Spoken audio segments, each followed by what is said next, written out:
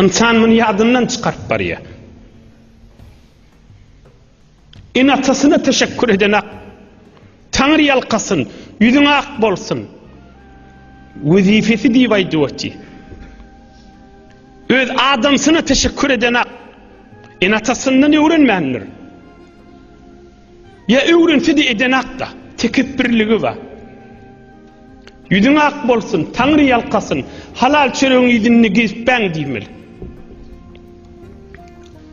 Öz zinanasına teşekkür edenek, qaza nahar teyyarlarına, eğilmez yolunu din vazifesi da, Tanrı yalkasın deyimel. Dinlen ulamalan sözünden.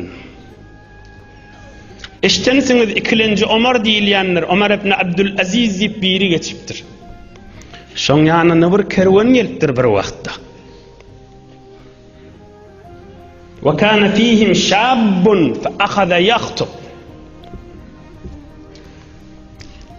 Sadalyk giýinlikden aýtsam bir padşah da. Ömer ibn Abdülaziz'in ýanyna bir kerwen gelipdir. İçinde 30-40 nefer adam ma bolmaly.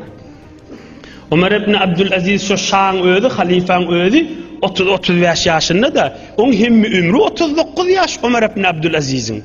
39 yaşta dünýeden geçýär, 40 yaşta diýäýli. Hulasa şu padşahyň ýanyna bir kerwen gelipdir. Şu kerweniň içinde ýaşuly ýaşkyçy barmyşdyk. Bir jowan oglan turup gurrun başlapdyr. Bir kerweniň içinden bir nefer keplemelli, hemmesi gıýgyrşda manasy bolmaz. Bir ýaş oglan turup keplep başlapdyr. Faqala Ömer El-kibar yaşulrak tursun deyipdir. Näme ýaş oglan turdy deyipdir. Faqala eş-şabbu ya amiral mu'minin. Aham bol ýaş oglan dikdu kerweniň tarafından kepleýän ýaş oglanna onu olay deyipdir. Ýaş oly korrak keplesinni ýaň deyipdir. Eger ýaşuly korrak ewe süýşmeli bolsa senden de ýaşullar kän dipdir. Sen otyň padşahlykdy dipdir. Biz ejaza bermen keplejek dipdir. Law kana al-amru bis-sinni lakana fil muslimina man huwa asannu minka. Senden ýaşuly adam kän musulmanlarda dipdir.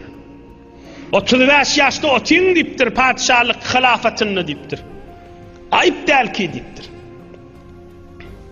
Faqala takallem gurrun açanna dipdir. Yankı ýaş oglan kerwen tarapdan aýdypdyr. Bular ansanmışdyklar. Cemaatler, bular gowa adammışdyklar. Kefi ulaq ýanmışdyklar. Ve inni on mana aýtjak kefin dinle jowan oglanyň.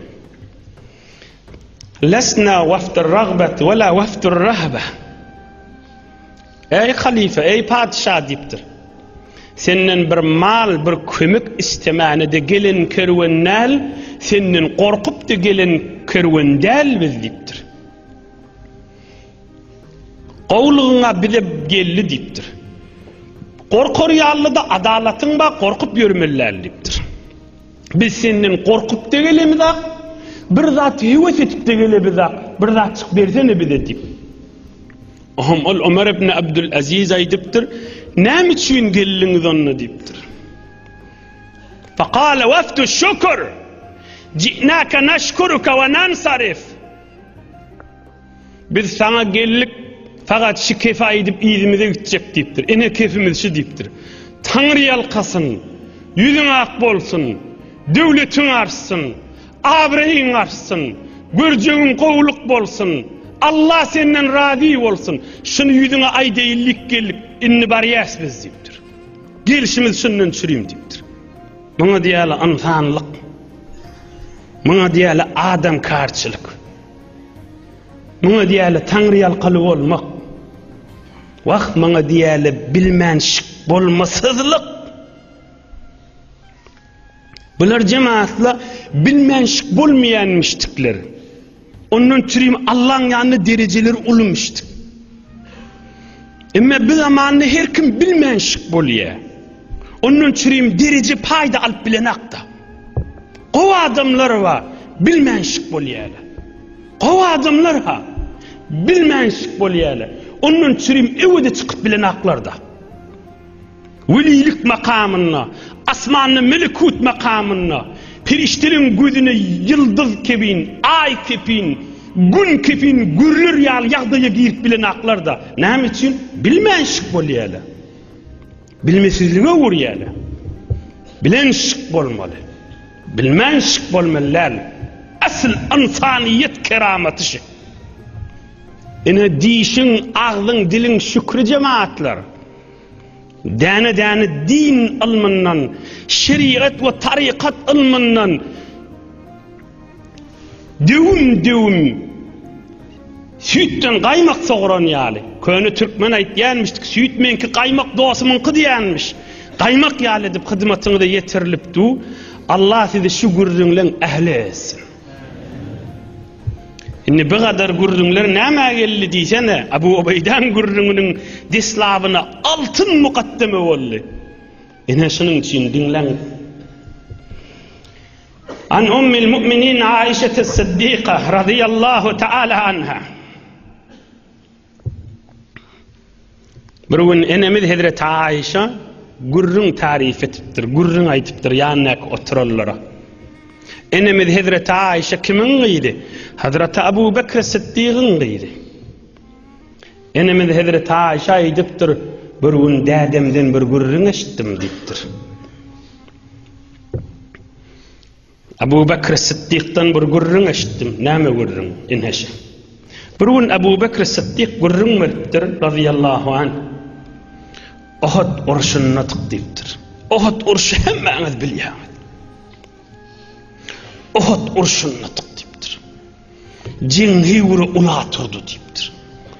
Aldyrama düşdük diýipdir. Qıssaga düşdük diýipdir. Musulmanlardan nada qaçan bady diýipdir. Qaçan qaçyp giden. Qaçy qıssaga düşdük diýipdir. Bir neçe az sahabalar Peygamberimizin daşyny töwregine qaldylar diýipdir. Ve şu ýagdaýda da bir qaty zarba, qaty diýdi Peygamberimiz aleyhissalatu vesselam'ın da mübarek giyin doni demirden donny diýipdir. Demirden köýnek, demirden don giýilýär, qaty zarbala degenne kesmer ýaly, öldürmez ýaly. Bir neçe sahabalar şonu giýipdir. Demirden evin maşda. Ve kellade giýilýär, aksini suratyny emmek oğlançıkları çelip mahal bilýär. Şu qadim zamanlarda Hazreti Davud'dan märik barmışdyk be. Nebi Ekrem aleyhisselam da şonu giýiglemişdik. Om Hazreti Ebu Bekr Siddiq gurrun mertdi. Ve rumiye Resulullah sallallahu aleyhi ve sellem om Peygamberimize qaty ok atyldy ve okda mübarek kellesine giýigli Peygamberimizin demirden doğanny degdi ve şu demirden iki uçlu demir Resulullah canın cennet gülünün ovadan nurlu cemalyna şu iki demir çümdü diýipdir. Ine Resulullah canın yüzüne derman mübarek nurlu ýangyna jen meýdanyna iki demir çümdü. Ine Abu Bekr Siddiq meni gurrun merýär. Çümelligini bildim, ýortup ugradım Resulullah'a şin. وإنسان قد أقبل من قبل المشرق يطير طيرانا Günnuğur taraptan bir adam gelýär, görüňde uçup gelýän ýaly diýipdir. Ýortup gelýär, uçup gelýän ýaly diýipdir. Faqultu Allahumma ec'alhu ta'ah. Abu Bekr Siddiq aýtdy, içimden aýtdym, Hudaýa belki musulmanlygyň biri bolsun, düşmanyň biri bolmasyn diýdim diýe. Vurun içi de gördüm bir adam Günnuğur taraftan gelýär, uçup gelýän ýaly. Bir ul kuş gelýän ýaly. Faqultu Allahumma ec'alhu ta'ah. Hudaýa gowadym bolsun bilkim diýdim diýe. İkimiz de yetdik Peygamberimize, o maňa göre birimi öwrek yetdi. Görsem Abu Ubeyde'mişdik diýdi. Görsem ummatyň emini Hazreti Abu Ubeyde'mişdik. Maňa aýtdy, Es'eluke billah, es'eluke billah, es'eluke billah ya Ebu Bekr. Ey Ebu Bekr, Allah için senden dileyen senin isteyen şu demirleri mübarek yanaktan men çıkaracak. Abu Ubeyde şey deyiptir. Huda için senin dileyen, senin isteyen şu mübarek yanağa, mübarek nurlu cemalli Nebi Ekrem Aleyhisselam'ın derman yanağını giyiren, duluğunu giyiren iki demir men çıkaracak deyiptir. Dırnak ona yaramıyor. Barmaktan ne eciz ol demir. Bir ceyonu var, diş bilen çıkmalı. Abu Ubeyde dişinin şükrünü eda edecek bol yer. Altına kaplan gürrünlemişinin çiğni cemaatler. Abu Ubeyde dişinin şükrünü eda edecek bol yer. Dinlen. Abu Bakr Siddiq aytiyar, feteraktuhu bol yerden çıkara diydim diye. فأخذ أبو عبيدة بسنيته إحدى حلقتي المغفر فنزعها وسقط على ظهره. Aham mübarek doğduğunu açıp Abu Ubeyde'ha öyküd mağrayı dişinin bir bilen şonu kısıp çekti, ama demirin birini çıkardı ve Abu Ubeyde'nin özü arkalin yere yıkıldı ve bir mağrayı dişi de kaçtı deyiptir. Abu Ubeyde'nin mağrayı dişi şükrünü Resulullah canı feda etti. Dişinin şükrünü Resulullah canın mübarek yanağından çürüm feda etti. Buna diyelim dişinin şükrünü eda etmek. Ama yeni bir demir kaldı. Şu yatan yerinden hındıdı turdu. O bir demiri de yeni de mübarek o bir mağrayı dişi bilen çekti. Fesakatet.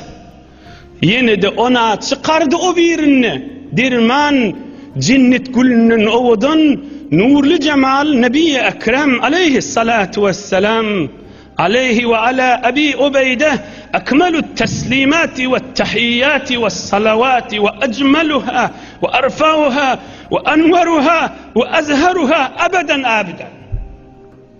Aham Abu Bakr Siddiq aydiyar ondan meylek Abu Ubeyde iki mağrayı dişi yok bolli. Tarihte Abu Ubeyde'ye Esrem diyeler. Esram. Esram dediği iki mağrayı iki dişi yok adam dediği. Tarihte gözden Esram deyin Abu Ubeyde'ni getiriyor adam. İki mağrayı dişi yok adam dediği. Abu Ubeyde şükrünü, dişinin şükrünü Resulullah canına feda etiptir. Hop, bu ürün bir meydanda bolya Hazreti Abu Ubeyde beyle şükür etiptir. Biz necirek bu üründen ders almalıyım. Bizim için gerek ürün yerde hamın. Men ne şu vakt bolsam da dişim menen çeksem da deyip aydıp bolur mu kam?